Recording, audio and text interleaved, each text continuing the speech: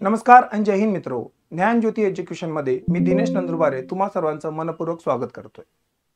मित्रो, आपल्या सर्वांना माहिती आहे की 9 नोव्हेंबर 2025 ला एमपीएससी राज्यसेवा यांची प्रिलिम्स एक्झामिनेशन झालेली. प्रिलिम्स एक्झामिनेशन झाल्यानंतर खूप साऱ्या विद्यार्थ्यांमध्ये एक्सपेक्टेड उत्तर काय असतील यासंबंधी चर्चा सुरू झालेल्या आहेत. त्यांना जाणून घ्यायचं आहे की एक्सपेक्टेड उत्तर काय असू शकतात. तसं आयोग पुढच्या काही दिवसांमध्ये त्यांची आन्सर की रिलीज करेलच. त्यावेळेस आपल्याला कळेलच की बहुतेक प्रश्नांची उत्तर काय असणार आहेत. त्यावेळेस दोन आन्सर की रिलीज केल्या जातील. पहिली एक आणि दुसरी नंतर करण्यात येईल. त्यामध्ये आयोगाची उत्तर काय हे आपल्याला स्पष्ट होईल. पण आपण आज या व्हिडिओमध्ये जाणून घेऊया की एमपीएससी 2025 याच्या प्रिलिम्स एक्झामिनेशन मध्ये इतिहासाचे जे प्रश्न विचारले त्यांची एक्सपेक्टेड उत्तरं काय आहेत. ठीक आहे, तर आपण एक एक करून प्रश्न बघू आणि त्याची एक्सपेक्टेड उत्तर एक्सप्लेनेशन सोबत बघू की काय असू शकतात. ओके, तर पहिला प्रश्न, मुघल बादशाह अकबर यांनी इसवी सन 1584 ला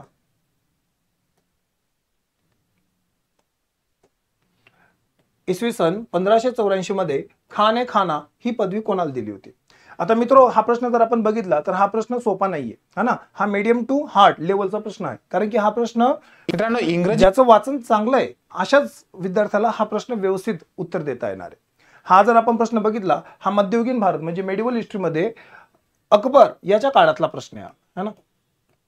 तर मध्ययुगामध्ये आपण जर बघितलं ते मुघल काळामध्ये आपल्याला अकबराचं जे प्रशासन आहे आणि अकबर जो काळ इंग्रजी माध्यमातून एमपीएससी आणि यूपीएससी च्या तयारी करणाऱ्यांसाठी पण है ना. आणि प्रश्न सोपा नसून हा सुद्धा काही मीडियम टू हार्ड लेवलला कुठले प्लस पॉइंट आहेत, त्याचं उत्तर काय असेल, त्याचं उत्तर तयारीमध्ये करून घेऊ शकतो, है ना. काय स्टडी मटेरियल आपल्याकडे अब्दुल रहीम खान ए खाना कुठल्या सुविधा ज्ञानज्योती एज्युकेशन तुम्हाला इंग्लिश मीडियमच्या अवेलेबल करून देते आहे. ऑनलाईन असेल, अकबर एक महान राजा, सगळ्यांची सविस्तर माहिती जर का आपल्याला घ्यायची आहे, अकबराच्या काळातलं जे प्रशासन होतं ते पण एकदम स्ट्रॉंग प्रशासन होतं आणि ज्ञानज्योती एज्युकेशन आता त्याच्या प्रशासनामध्ये आपल्याला असं दिसतं त्यामध्ये की आत्ताच मोठे मोठे अधिकारी होते. त्याच्या दरबारामध्ये नवरत्न देखील होतं, है ना. तर त्यांच्याच दरबारामध्ये अब्दुल रहीम खान ए खाना हे पण होते, है ना. खान ए खाना ही त्यांना दिलेली पदवी आहे. खान ए खाना इंग्रजी माध्यमातून एमपीएससी आणि यूपीएससी ची तयारी करणाऱ्यांसाठी पण सुद्धा काही प्लस पॉइंट. अब्दुल रहीम खान ए खाना हे म्हणजे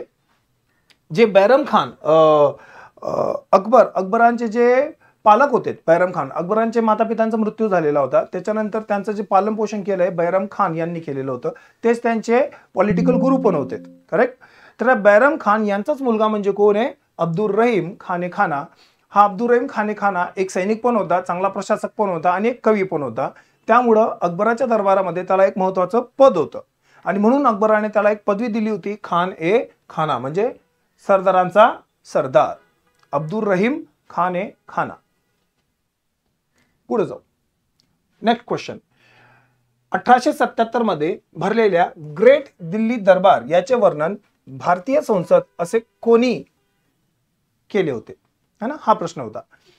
तर हा पण प्रश्न सोपा नाहीये विद्यार्थी मित्रो. याचं डायरेक्ट उत्तर तर नाही सापडत आपल्याला त्या ठिकाणी.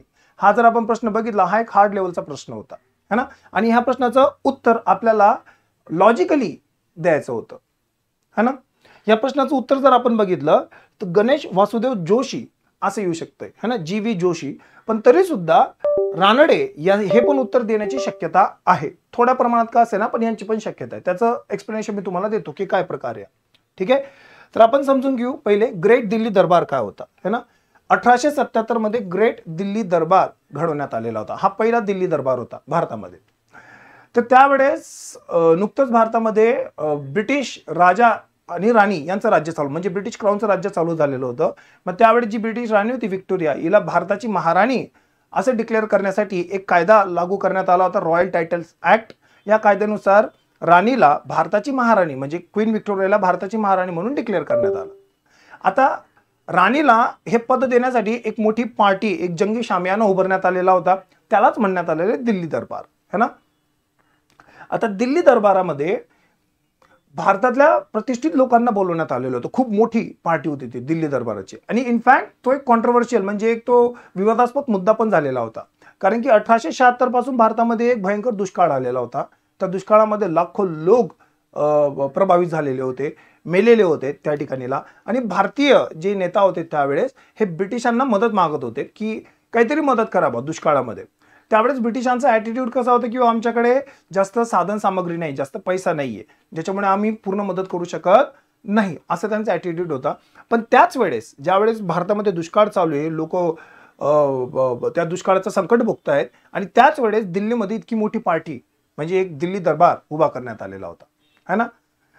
मग या दिल्ली दरबारमध्ये भारतातल्या प्रतिष्ठित लोकांना बोलवलेलं होतं. त्याच्यामध्येच आपल्याला असं दिसतं की जी.व्ही. जोशी हे पण गेलेले होते. आता गणेश वासुदेव जोशी यांना आपण सार्वजनिक काका म्हणून पण ओळखतो.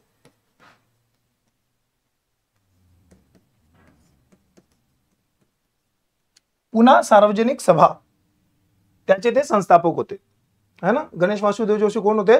पुन्हा सार्वजनिक सभा त्याचे ते संस्थापक होते.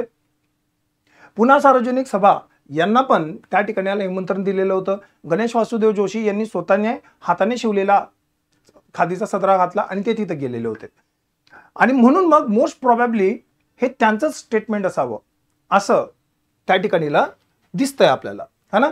आता सार्वजनिक सभेशी रानडे पण जुळलेले होते, त्याच्यामुळे यांचं पण नाव येण्याची पूर्ण शक्यता आहे. पण जास्त करून गणेश वासुदेव जोशी, जी.व्ही. जोशी हे उत्तर येण्याची दाट शक्यता आहे त्या ठिकाणीला. आता आयोग त्यांची जी आन्सर की देईल आपल्याकडे, है ना, त्यावेळेस ठरेल नेमकं की दोघांपैकी उत्तर कुठलं आहे, है ना. मोस्ट प्रोबॅबली म्हणजे आपल्याला जी.व्ही. जोशी हे उत्तर येण्याची शक्यता जास्त आहे त्या ठिकाणीला. ओके, तर हे दिल्ली दरबार. पुढे चलू. दिवाने अमीर ए कोही नावाचे स्वतंत्र खाते कोणी स्थापन केले होते? एकदम स्ट्रेट फॉरवर्ड प्रश्न आहे. परत मेडिवल हिस्ट्रीतनं प्रश्न आलेला आहे हा. ठीक आहे. आता मेडिवल हिस्ट्री मधले हा जो प्रश्न आहे हा दिल्ली सल्तनतवर प्रश्न आहे. दिल्लीचे सुलतान, है ना. भारतावर जे पहिले मुस्लिम शासक होते त्यांच्या शासनाला आपण दिल्ली सल्तनतचा काळ म्हणतो. ठीक आहे. या दिल्ली सल्तनतच्या काळावर हा विचारलेला प्रश्न आहे आणि प्रश्न एकदम स्ट्रेट फॉरवर्ड आहे, है ना. म्हणजे सोप्या कॅटेगरीतला हा प्रश्न आहे.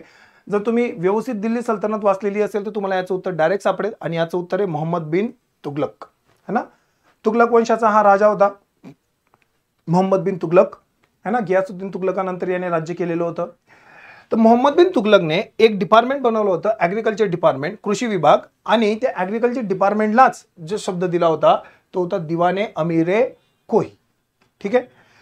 मोहम्मद बिन तुगलक याच्या प्रशासनाशी संबंधित प्रश्न आहे हा.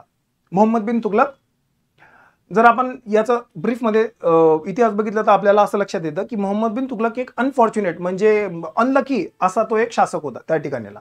मोहम्मद बिन तुगलकने जे जे प्रयोग केलेले होते, जास्त करून म्हणण्यापेक्षा जवळपास सगळेच प्रयोग हे उलटे झाले त्याच्यावर. म्हणजे करायला गेला काही आणि झालंय काही त्याच्या राज्यामध्ये.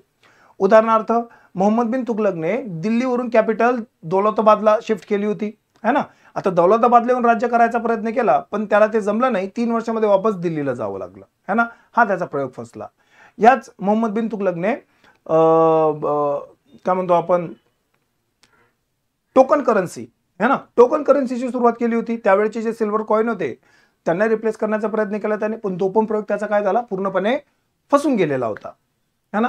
याच मोहम्मद बिन तुगलकने शेतकऱ्यांच्या हितासाठी एक डिपार्टमेंट चालू केलं होतं, त्याला म्हणतो दिवाने अमीरे कोही, कृषी डिपार्टमेंट होतं. बेसिकली मोहम्मद बिन तुगलकला तिजोरी भरायची होती, है ना. तिजोरीमध्ये पैसा वाढवायचा होता सरकारी तिजोरीमध्ये. त्याच्यामुळं जे जमिनीवर कर लावला जायचा त्याच्यामध्ये वृद्धी झाली तर तिजोरीमधला पैसा वाढेल हा त्याचा अंदाज होता. आणि बस ह्याच उद्देशाने त्याने काय केलं होतं, दिवाने अमीरे कोही याची स्थापना केलेली होती. दिवाने अमीरे कोही याची स्थापना करून शेतकऱ्यांची मदत करणे, त्यांचं उत्पादन वाढवणे आणि उत्पादन वाढवून त्यांच्याकडनं जास्त टॅक्स वसूल करून देशाची तिजोरी म्हणजे राज्याची तिजोरी भरणे हा त्याचा प्रमुख उद्देश होता यामागे, है ना. शेतकऱ्यांची मदत करण्यासाठी तो वेगवेगळ्या प्रकारचे लोन पण द्यायचा. त्या लोनला एक स्पेसिफिक शब्द होता, है ना. त्याला टक्कावी म्हणजे शेतकऱ्यांना दिलेले कर्ज असा पण शब्द त्याला वापरण्यात येतो. म्हणजे शेतकऱ्यांना बियाणे घ्यायचे त्याच्यासाठी त्यांना काही कर्ज लागतंय तर सरकार म्हणजे मोहम्मद बिन तुगलक त्यांना ते कर्ज ऑफर करेल. त्या कर्जाला का म्हणण्यात येईल, टक्कावी. हे कर्ज घ्यायचं, शेतीचं उत्पादन वाढवायचं आणि टॅक्स सरकारला द्यायचा, है ना. अशा पद्धतीचं ते प्रकरण होतं. पण आपल्याला असं दिसतं की हा पण प्रयोग नंतर जाऊन फसून जातोय मोहम्मद बिन तुगलकचा, है ना. म्हणून इतिहासकारांनी मोहम्मद बिन तुगलक बद्दल म्हटलेलं आहे की अखेर दिल्लीची जनता मोहम्मद बिन तुगलक पासून आणि मोहम्मद बिन तुगलक दिल्लीच्या जनतेपासून मुक्त झाला असं त्याच्याबद्दल म्हणावं लागलं शेवटी. करेक्ट, तेच होते मोहम्मद बिन तुगलक. ओके, पुढचं बघू. जातीभेद विवेकसार हे पुस्तक कोणी लिहिलंय, है ना? स्ट्रेट फॉरवर्ड प्रश्न आहे. ठीक आहे, बहुतेक मुलांनी महात्मा ज्योतिराव फुले हे उत्तर लिहिलेलं होतं, पण याचं खरं उत्तर आहे तुकाराम तात्या पडवळ. जातीभेद विवेकसार हे पुस्तक त्यांनी लिहिलेलं आहे. ठीक आहे, आता ते का बरं झालं असं, कारण की महात्मा ज्योतिराव फुले यांनी याची सेकंड एडिशन पब्लिश केली होती, पण पहिल्यांदा ते पुस्तक त्याची फर्स्ट एडिशन कोणी रिलीज केली होती? तुकाराम तात्या पडवळकर. तर तुकाराम तात्या पडवळकर यांनी 1861 मध्ये हे पुस्तक त्या ठिकाणी पब्लिश केलेलं होतं. आता हे पुस्तक त्यांनी स्वतःच्या नावाने न लिहिता एक टोपण नाव वापरलं होतं आणि ते टोपण नाव काय होतं त्यांचं? एक हिंदू या नावाने त्यांनी ते पुस्तक पब्लिश केलेलं होतं. आणि ह्या पुस्तकामध्ये जर आपण बघितलं तर या पुस्तकामध्ये जाती व्यवस्थेवर टीका केली होती आणि त्यावेळेची जी ब्राह्मणिकल आयडिओलॉजी म्हणजे जो ब्राह्मणवाद होता ना, या ब्राह्मणवादावर त्यांनी टीका केलेली होती. तो सुरुवातीला पडवळकर यांनी ते पुस्तक छापलेलं होतं, त्यानंतर ज्योतिराव फुले यांनी त्याची दुसरी आवृत्ती प्रकाशित केलेली होती, है ना? त्यामुळे विद्यार्थ्यांमध्ये खूप सारी कन्फ्युजन झाली की नेमकं कुठलं उत्तर आहे. पण याचं खरं उत्तर काय? तुकाराम तात्या पडवळकर. जर तुम्ही तुकाराम तात्या पडवळकर हे उत्तर क्लिक केलं असेल तर तुमचं उत्तर बरोबर आहे त्या ठिकाणीला. ठीक आहे, तर जातीभेद विवेकसार. पुढे बघू, है ना? आता हा प्रश्न बघायला गेला तर एक प्रकारे आउट ऑफ द बॉक्स प्रश्न आहे त्या ठिकाणीला, है ना? पोस्ट इंडिपेंडन्सचा प्रश्न दिसतो आपल्याला, स्वातंत्र्यानंतरचा. ठीक आहे, प्रिलिम्स मध्ये जनरली पोस्ट इंडिपेंडन्सचा सिलेबस नाहीये, पण इथं त्यांनी दिसलेला आहे. पंचशील तत्वाचा स्वीकार करताना भारत आणि चीन या देशाचे पंतप्रधान कोण होते? ठीक आहे, आता हा प्रश्न कसाही असला, किती डिफिकल्ट आहे किती इझी आहे ते जाऊ द्या, पण जर तुम्ही थोडंसं डोकं शांत ठेवून प्रेझेन्स ऑफ माइंड ठेवून जरी ह्या प्रश्नाचं उत्तर चेक केलं असतं ना, तरी तुम्हाला ऑप्शन मधनच कळलं असतं की उत्तर काय, है ना? 2 देशात 2 पंतप्रधान असतील. ठीक आहे, अ व आ याच्यामध्ये 1 2 3 लोक येत आहेत, है ना? ई व अ करेक्ट, याच्यामध्ये पण 4 लोक येत आहेत. दॅट मीन्स 2 देशाला 2च पंतप्रधान असतील ना, तर कुठल्या ऑप्शन मध्ये तुम्हाला ते सापडते? तर फक्त अ, है ना? म्हणजे पंडित नेहरू आणि चाऊ एन लाई.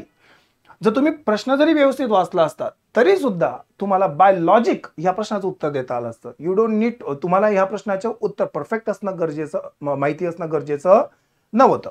पण तरी सुद्धा जर ऑप्शन व्यवस्थित टाकले असते तर हा प्रश्न एक डिफिकल्ट तरीकेचा प्रश्न राहिला असता त्या ठिकाणी, है ना? तर काय होतं? पंचशील करार स्वातंत्र्यानंतरची गोष्ट आहे. स्वातंत्र्यानंतर भारत एका विशिष्ट विचारसरणीमध्ये होता, म्हणजे भारताला स्वतंत्रता टिकून ठेवायची होती त्याची. स्वातंत्र्यानंतर आपण असं बघतो की जग 2 गटांमध्ये वाटले होतं. दुसऱ्या महायुद्धानंतर जगामध्ये 2 गट झाले होते, एक युएसएचा गट, दुसरा USSR म्हणजे सोव्हिएत संघ याचा गट.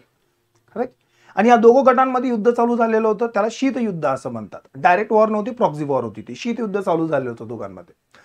भारतासारख्या नवीन इंडिपेंडंट झालेल्या देशाने ठरवलं की नाही, आपल्याला यांच्यासोबत जायचं नाही. तर त्यांनी स्वतःची जी फॉरेन पॉलिसी होती ती वेगळ्या पद्धतीने चालू केली, ज्याच्यामध्ये कुठल्याही गटाला न जुळणे आणि प्रत्येकासोबत सहसन्मान आपलं वास्तव्य असते, हा त्यांचा बेसिक प्रिन्सिपल होता, है ना?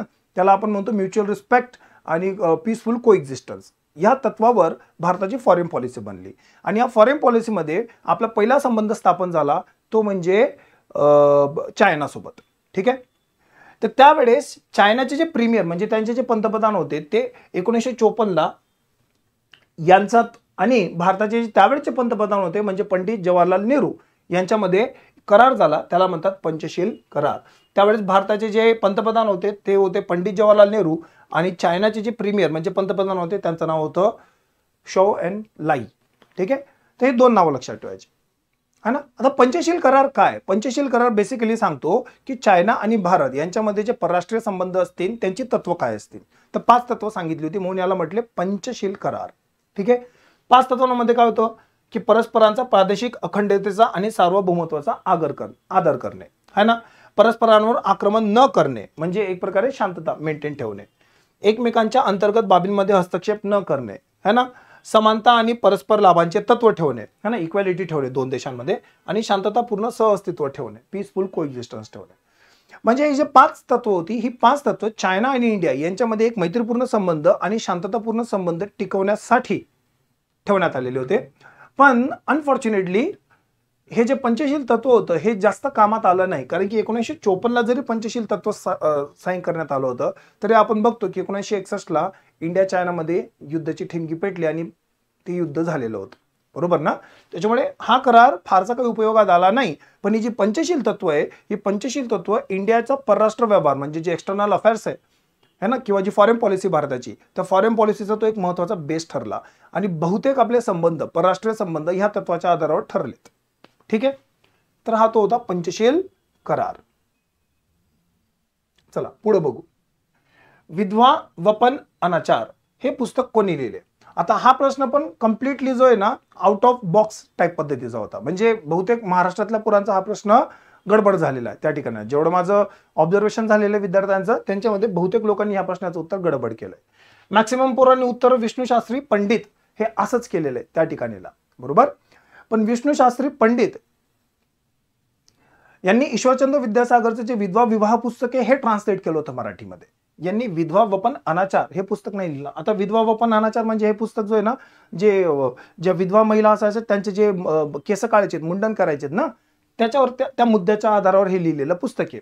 आणि ह्या प्रश्नाचं जे खरं उत्तर आहे ते आहे व्यंकटेश रंगो कट्टी. हे कन्नडी होते, समाज सुधारक होते, कन्नडी समाज सुधारक होते आणि त्यांनी हे पुस्तक लिहिलेलं होतं.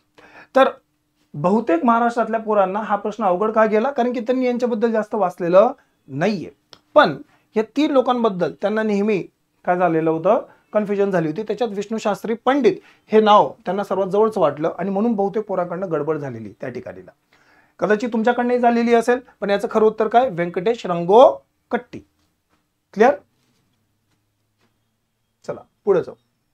11 एप्रिल 1942 रोजी काँग्रेस वर्किंग कमिटीने डॅश नाकारण्याचा ठराव पारित केला, है ना. आता हा प्रश्न जर आपण बघितला ना, हा इनडायरेक्ट प्रश्न विचारलेला आहे, त्याच्यामुळे याची डिफिकल्टी लेवल मीडियम सांगेल मी तुम्हाला. एकदम सोपा पण प्रश्न नाहीये हा, है ना. व्यवस्थित वाचून व्यवस्थित लॉजिक लावून ह्या ठिकाणीला उत्तर देण्याचा प्रयत्न करणं अपेक्षित होतं त्या ठिकाणी. पण जर तुम्ही लॉजिकल गेले असते ना, तर तुम्हाला लक्षात आलं असते की 1942च्या जवळपास भारतामध्ये कुठल्या चळवळी चालू होत्या, त्या चळवळीच्या आधारावर आपण ह्या प्रश्नाचं उत्तर देऊ शकलो असतो. उदाहरणार्थ 1942ला आपण बघतो की भारतामध्ये क्विट इंडिया मुवमेंट चालू झाली होती, भारत छोडो आंदोलन. आणि ही जी क्विट इंडिया मुवमेंट होती ही चालू होण्याचं प्रमुख कारण काय होतं की भारतामध्ये क्रिप्स मिशन आलं होतं आणि ते फेल झालं होतं. म्हणजे क्रिप्स मिशनच्या ज्या तरतुदी होत्या त्या भारतीय नेत्यांना नाही आवडल्यात. नाराज झालेल्या भारतीय नेत्यांनी एक विरोध म्हणून आपल्याला असं दिसतं की क्विट इंडिया मुवमेंट याची सुरुवात केलेली होती, बरोबर. तर म्हणजे 1942ला भारतामध्ये जे एक चळवळ चालू होती क्विट इंडिया मुवमेंट, त्याची सुरुवात क्रिप्स मिशन पासून झाली होती. आणि या संपूर्ण याच्यात जर आपण बघितलं तर क्रिप्स प्रस्ताव हा एक त्या ठिकाणीला आपल्याला उत्तर त्या ठिकाणी निघतं. तर याचं परफेक्ट उत्तर आहे क्रिप्स प्रस्ताव, Cripps mission. Understood.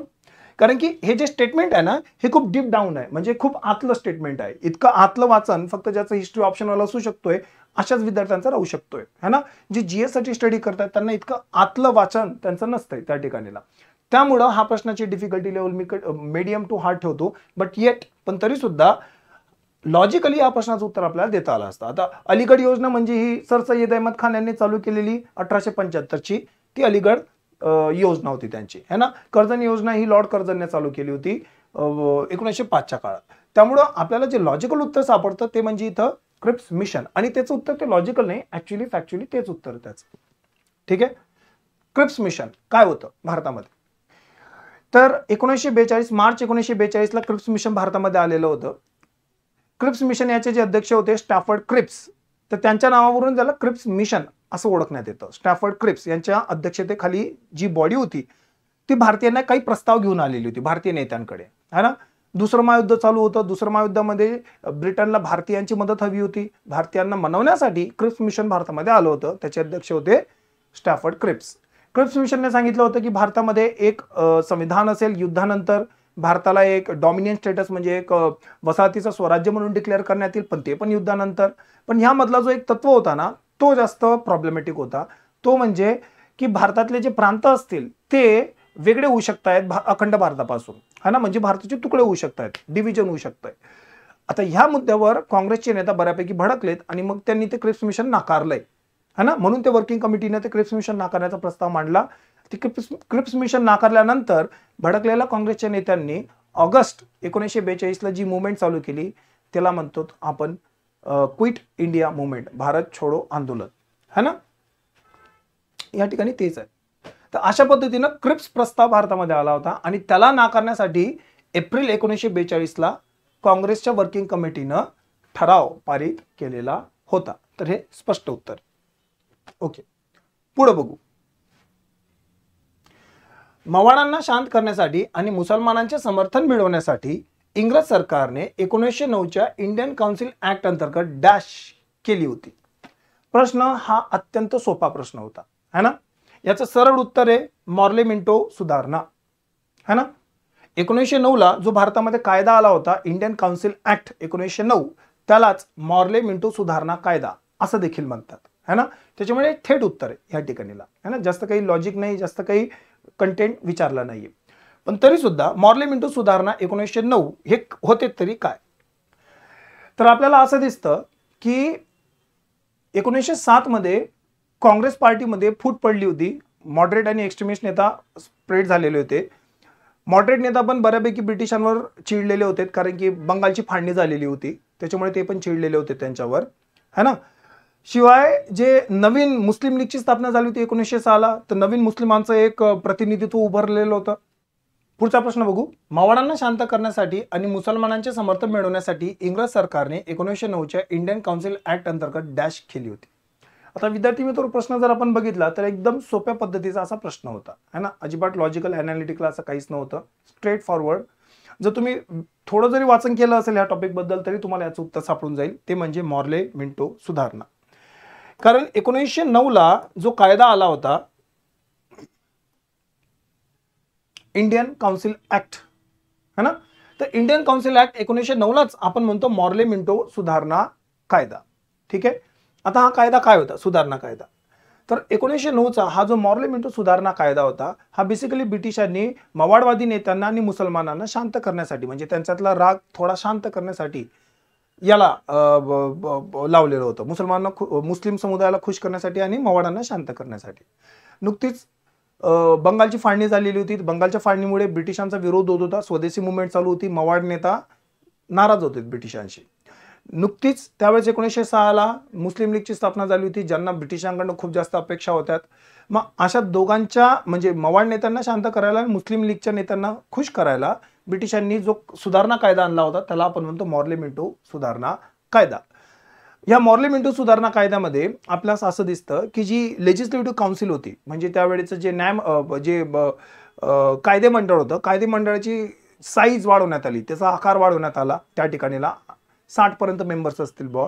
Executive council म्हणजे जे कार्यकारी मंडळ होतं त्याच्यामध्ये भारतीयांना स्थान देण्यात आलं. पहिले भारतीय म्हणजे SP सिन्हा, सत्येंद्र प्रसाद सिन्हा हे पहिल्यांदा त्या ठिकाणीला जे व्हाईसरॉयच्या कार्यकारिणीमध्ये जाऊन काम करायला लागले. ते पहिले व्यक्ती होते, पहिले भारतीय व्यक्ती होते. त्यानंतर मुस्लिम समुदायाला खुश करण्यासाठी मुस्लिम समुदायाला सेपरेट इलेक्टोरेट म्हणजे स्वतंत्र मतदार संघ ही पद्धती देण्यात आली होती, ज्याच्यामध्ये त्यांना राजकीय अधिकार भेटले होते जिथे जिथे मुस्लिम मेजॉरिटी असेल त्या क्षणाला तिथं त्या ठिकाणी. तर अशा काही सुधारणा सकट मॉर्ले मिंटो सुधारणा कायदा भारतामध्ये आला होता. 1909ला हा लागू झाला होता. याच्यामध्ये जे लॉर्ड मॉर्ले होते, म्हणजे जे पहिलं नाव आहे मॉर्ले, हे त्यावेळेचे भारत सचिव किंवा ज्यांना भारत मंत्री पण म्हणतात, सेक्रेटरी ऑफ स्टेट ते होते. मिंटो कोण होते, लॉर्ड मिंटो हे भारताचे त्यावेळेचे व्हाईसरॉय होते, तत्कालीन व्हाईसरॉय भारताचे. तर असं दोघांच्या नावावर याला मॉर्ले मिंटो सुधारणा कायदा 1909 असं देखील म्हणतात. पुढे चालू. सुधारकांना आपले आई वडील, पत्नी, मुले आणि देश बांधव यांच्याकडून विरोध सहन करावा लागतो. हे वाक्य समाजसुधारक वामनराव माधवराव कोल्हाटकर यांनी म्हटले असून ते कोणत्या ठिकाणचे होते. आता विद्यार्थी मित्र, हा प्रश्न अवघड आहे आणि टेक्निकली बघायला गेला आउट ऑफ बॉक्स असा हा पद्धतीचा प्रश्न आहे, बरोबर.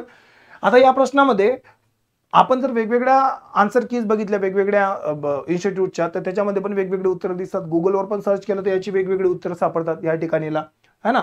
आता ह्या प्रश्नाचं खरं उत्तर हे आयोगच सांगू शकते त्या ठिकाणीला नेमकं उत्तर काय. बट मोस्ट प्रोबेबली ह्या प्रश्नाचं उत्तर एकतर असेल मराठवाडा किंवा कोल्हापूर, है ना.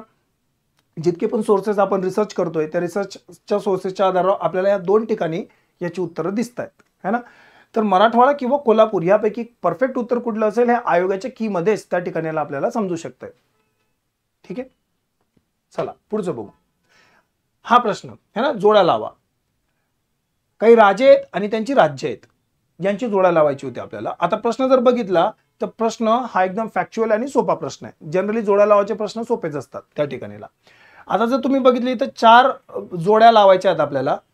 त्याच्यापैकी एक जरी तुम्हाला जमली ना तरी उत्तर सापडून जाईल. जसं आता याच्यातले बहुतेक राजे तरी नवीन असू शकतात, पण हा जो राजा आहे विजयालय हा बहुतेक मुलांना विद्यार्थ्यांना माहिती असतो. हा जो प्रश्न आहे हा प्रश्न परत मेडिवल हिस्ट्रीतला आहे आणि विजयनगर साम्राज्याशी जोडलेला आहे, है ना. सॉरी, माय मिस्टेक, चोळ साम्राज्याशी जोडलेला आहे, नॉट विजयनगर, है ना. चोळ साम्राज्याशी जोडलेला आहे. याच्यामध्ये बहुतेक तुम्ही जर बघितले तर 2 चोळ वंशाचे राजांची नाव आहेत त्या ठिकाणी. चोळ वंशाबद्दल जरी आपण वाचलं तरी आपल्याला लक्षात येतं की चोळ वंशाचा जो संस्थापक आहे त्याचं नाव आहे विजयालय, बरोबर. मग जर आपण ह्या लॉजिकने जरी गेलं तरी आपल्याला याचं उत्तर सापडते सेकंड, है ना. बाकीचा आपल्याला जास्त विचार करण्याची गरज नाहीये तिथं, पण तरी सुद्धा आपण जर जोडा लावला तरी ते व्यवस्थित उत्तर आपल्याला तिथं सापडेल. अपराजित, है ना. अपराजित हा राजा पल्लव वंशाचा राजा होता. हा पल्लवांचा एक ताकदवर राजा होता. शेवटचा ताकदवर असा राजा म्हणजे अपराजित होता. नंतर आदित्य हा चोल वंशाचा राजा होता. हा एक चोल वंशाचा शक्तिशाली असा राजा होता, संस्थापक नव्हता. विजयालय हा चोल वंशाचा संस्थापक राजा होता, है ना. चोळ वंश जो होता हा साऊथ इंडिया मधला होता त्या ठिकाणीला. आणि जो शेवटचा राजा भोज, हा भोज कुठला होता, हा गुर्जर प्रतिहारांचा राजा होता. हे म्हणजे आजचे जे मध्य प्रदेश मालवाचा रिजन आहे ना तिथे यांचं राज्य होतं, है ना, भोज प्रतिहार, करेक्ट. तर अशा पद्धतीने याची जोडी लागते. तर मग आपण जर बघितलं या ठिकाणीला तर 1 2 3 4 सरळ जोड्या लागलेल्या आहेत त्या ठिकाणीला. तर आपल्याला फक्त हे चेक करायचं आहे की कुठे आहे, आणि ते ऑप्शन सापडते आपल्याला 1 2 3 4, ऑप्शन सेकंड. जर तुम्ही ऑप्शन सेकंड केलेलं असेल तर तुमचे मार्क कटणार नाहीत. ओके, चला पुढे बघू. परत मध्ययुगातला प्रश्न आहे हा, है ना. आणि मध्ययुगामध्ये आता हा जो प्रश्न आहे हा विजयनगर साम्राज्याचा प्रश्न आहे. खालीलपैकी कृष्णदेवराय यांच्याशी संबंधित योग्य विधाने कोणती, तेच बघायचं आपल्याला. 4 विधाने दिली आहेत. विजयनगर साम्राज्याचा सम्राट कृष्णदेवराय याने अमुक्त मर्यादा हा काव्यग्रंथ लिहिला होता, करेक्ट. तर हे बरोबर आहे. त्याने आंध्रभोज अभिनव भोज अशी राजा उपाधी घेतली होती, हे पण बरोबर आहे, है ना. पेडन्ना हा कृष्णदेवरायाच्या दरबारातील एक कवी होता, हे पण बरोबर आहे त्या ठिकाणीला. जसं मी तुम्हाला अकबराबद्दल सांगितलं की अकबराच्या दरबारात नवरत्न होते, तसं विजयनगरचा हा जो सम्राट आहे कृष्णदेवराय यांच्या दरबारामध्ये अष्टदिग्गज, है ना, तेनाली रामा वगैरे तुम्ही नाव ऐकले असेल, त्यांच्यापैकी एक पण कोण होते, पेडन्ना होते. कृष्णदेवराय हा संगम राजघराण्यातील होता, हे उत्तर चुकतंय या ठिकाणीला, है ना. म्हणजे अ, आ आणि ई हे 3 स्टेटमेंट काय त्याचे बरोबर आहेत, ठीक आहे, फक्त 3. कृष्णदेवराय कोण होतात, तर आपल्याला असं दिसतं की जे चोल साम्राज्य आहे, चोल साम्राज्याची आपल्याला 4 डायनेस्टीज दिसतात, म्हणजे त्याचे 4 वंश दिसतात, है ना. संगम, सुलवू, तुलवू, अराविदू असे 4 वंश आहेत, बरोबर. ह्या 4 वंशाच्या राजांनीच राज्य केलं होतं. जे कृष्णदेवराय होते हे तुलवू वंशाचे राजा होते त्या ठिकाणीला, है ना. आणि प्रश्नामध्ये काय दिलं होतं की कृष्णदेवराय हे संगम वंशाचे राजा आहेत, त्याच्यामुळे ते चुकलं त्या ठिकाणीला. प्रश्न फॅक्च्युअल होता त्या ठिकाणी. जर तुम्ही व्यवस्थित वाचन केलं असेल त्या ठिकाणीला तर तुम्हाला या प्रश्नाचं उत्तर देता येऊ शकतंय, ठीक आहे. कॉम्प्लिकेटेड प्रश्न होता. विजयनगर साम्राज्याबद्दल सांगायचं म्हटलं तर विजयनगर साम्राज्य हे 1336 मध्ये साऊथ इंडियामध्ये स्थापन झालं होतं, म्हणजे दख्खन प्रदेशामध्ये याची स्थापना झाली होती, है ना. विजयनगर ही त्यांची राजधानी होती त्या ठिकाणीला. आणि हरिहर आणि बुक्का या 2 भावांनी याची स्थापना केलेली होती. धीरे धीरे हे राज्य वाढायला लागलं. आपण असं म्हणू शकतो की साऊथ इंडियामधलं हे त्यावेळेचं स्ट्रॉंगेस्ट हिंदू साम्राज्य होतं. आणि यांच्यात समांतर नॉर्थ इंडियामध्ये तुगलक जे होते किंवा जे दिल्ली सल्तनत होती त्यांचं राज्य चालू होतं, है ना. यांच्या साम्राज्यामध्ये खूप अशी प्रगती बघण्यात आलेली होती. म्हणजे विजयनगर जे शहर आहे त्या ठिकाणीला आपण जे हम्पी म्हणतो, करेक्ट, हे जे हम्पीचं शहर आहे हे खूप प्रशस्त होतं त्यावेळेस, है ना. विजयनगर साम्राज्यामध्ये खूप सारे पोर्तुगीज व्यापारी पण आलेले होते, करेक्ट. डोमिंगो पाईस सारखा त्या ठिकाणी एक प्रवासी आला होता. तो म्हणतो की विजयनगरचे जे साम्राज्य आहे हे युरोपातलं रोमन साम्राज्य आहे त्याच्यापेक्षा जास्त प्रशस्त आहे, त्याच्यापेक्षा जास्त मोठं आहे आणि भव्य दिव्य, असं ते म्हणजे वर्णन करताना त्यांनी त्याची भव्य दिव्यता वर्णन केली होती. असं ते विजयनगर साम्राज्य. मेडिवल हिस्ट्रीतला एक महत्वाचा पॉईंट आहे, त्याच्यावर तो प्रश्न विचारलेला होता. 1336 हरिहर आणि बुक्काराय यांनी त्याची स्थापना केली होती. पुढचा प्रश्न बघू. टिंबटिंब या समाजाचे सदस्य होण्यासाठी व्यक्तीला ख्रिश्चनांनी बनवलेली पाव, इथं पाव हा शब्द आहे ना परीक्षेमध्ये, पाव व मुसलमानांच्या हातातील पाणी पिणे हे बंधनकारक होते. करेक्ट. ब्राह्मो समाज, आर्य समाज, प्रार्थना समाज, सत्यशोधक समाज, है ना. आता हा प्रश्न पण मीडियम लेवलचा होता. जर तुमचं वाचन चांगलं असेल विषयाबद्दल तरच तुम्हाला या प्रश्नाचं उत्तर देता येईल, आणि या प्रश्नाचं उत्तर आहे प्रार्थना समाज. ठीक आहे. प्रार्थना समाज आपण बघतो की बॉम्बे प्रांतामध्ये याची स्थापना झालेली होती.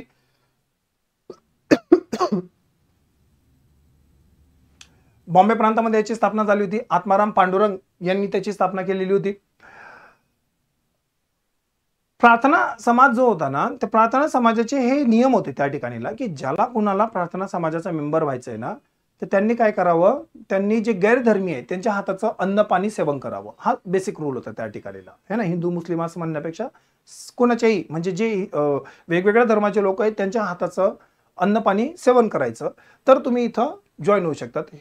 ही अट ठेवली होती त्यावेळेस. त्याचं मूळ कारण असं होतं की जो प्रार्थना समाज होता हा जातीभेदला विरोध करायचा, आणि जातीभेदला विरोध करत असताना प्रार्थना समाजाने याचे नियम लावलेले होते. याच प्रार्थना समाजामध्ये महादेव गोविंद रानडे, रामकृष्ण गोविंद भांडारकर असे पण नेता जमलेले होते.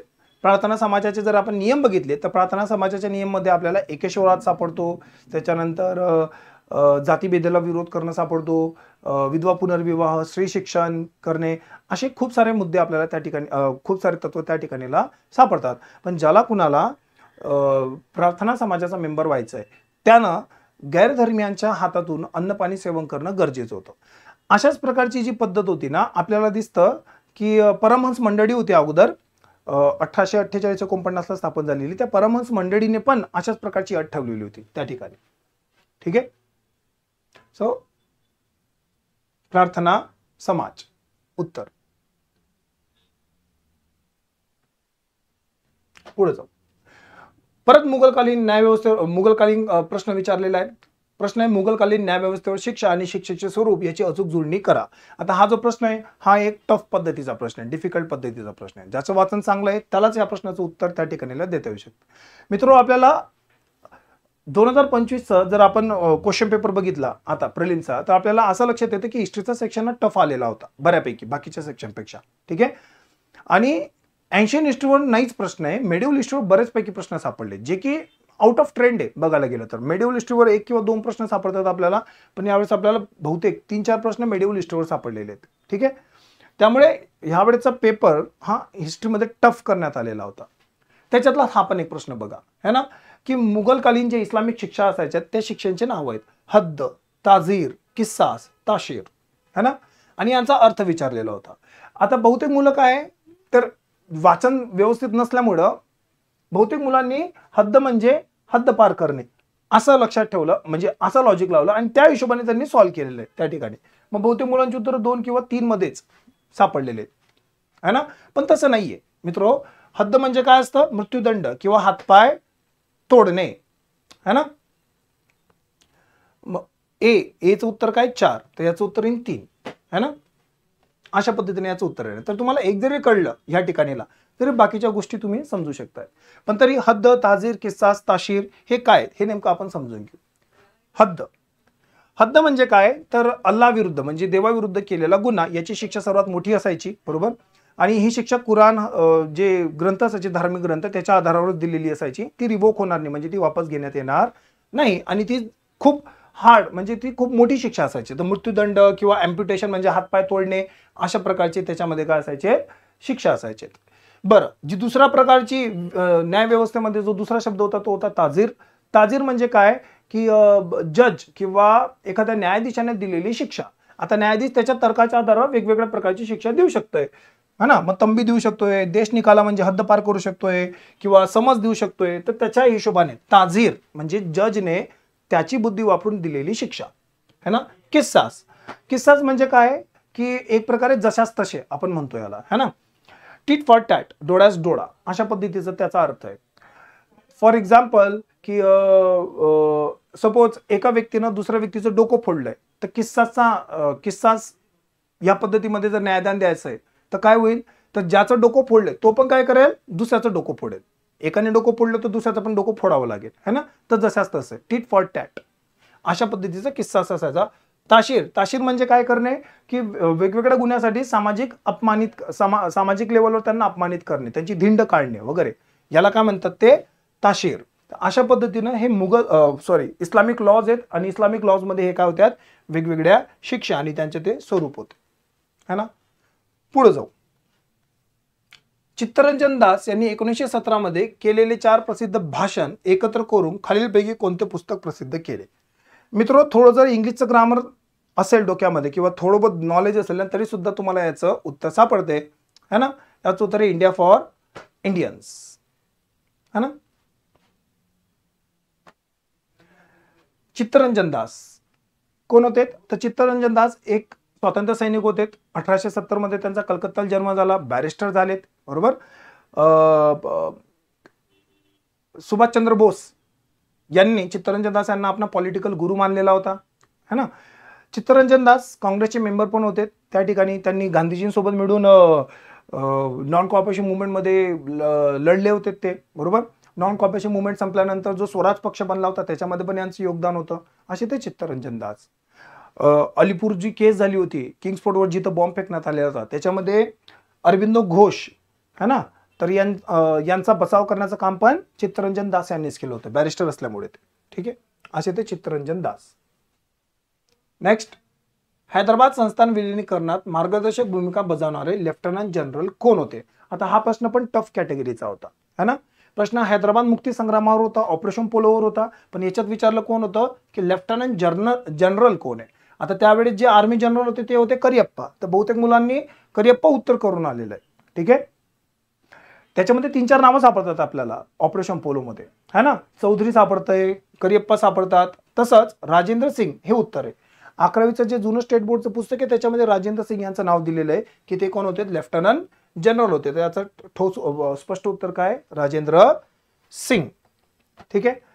आता हैदराबाद मुक्ती संग्राम होता तरी का, ऑपरेशन पोलो होतो तरी काय, तर आपल्या सर्वांना माहिती आहे की स्वातंत्र्य मिळाल्यानंतर 1947 नंतर जी राज्य होती, राजांची राज्य म्हणजे प्रिन्सली स्टेट्स होती, त्यांच्यासमोर ऑप्शन होते भारत जॉईन करा, पाकिस्तान जॉईन करा किंवा स्वतंत्र राहा. हैदराबाद एक ताकदवर राज्य होतं त्यावेळेस. हैदराबादचा राजा मुसलमान, जो निजाम म्हणायचे त्याला, आणि प्रजा प्रामुख्याने हिंदू होती. मेजॉरिटी कशी होती, हिंदू होती. आता भारत सरकारची इच्छा होती की हैदराबादने भारतात सामील व्हावं, पण निजामचं म्हणणं होतं की त्यांना पाकिस्तान जॉईन करायचं किंवा स्वतंत्र राहायचं, पण भारतात जॉईन व्हायचं नाहीये. आणि यातूनच वाद चालू झाला बरोबर. हैदराबादची जी जनता होती त्या जनतेला प्रामुख्याने भारतात यायचं होतं कारण की मेजॉरिटी जनता हिंदू होती. तर त्यांनी याच्यासाठी मोहीम पण चालू केलेली होती बरोबर ना. वेगवेगळे त्यांनी काय चालू केले होते, परिषद चालू केली होती, जसं आंध्र परिषद, महाराष्ट्र परिषद, कर्नाटक परिषद, अशा वेगवेगळ्या परिषदा स्थापन करून त्यांनी निजामाच्या विरोधात एक प्रकारे मोहीम चालू केली होती. या हैदराबाद मुक्ती संग्रामामध्ये सर्वात महत्त्वाचा रोल कोणी प्ले केला होता, स्वामी रामानंद तीर्थ है ना. तर त्यांनी हैदराबादला भारतात विलीन होण्याचा प्रस्ताव मांडला होता. त्यांनी एक हैदराबाद स्टेट काँग्रेस याची स्थापना केली होती आणि त्याच्यातून त्यांनी तो प्रस्ताव मांडला होता.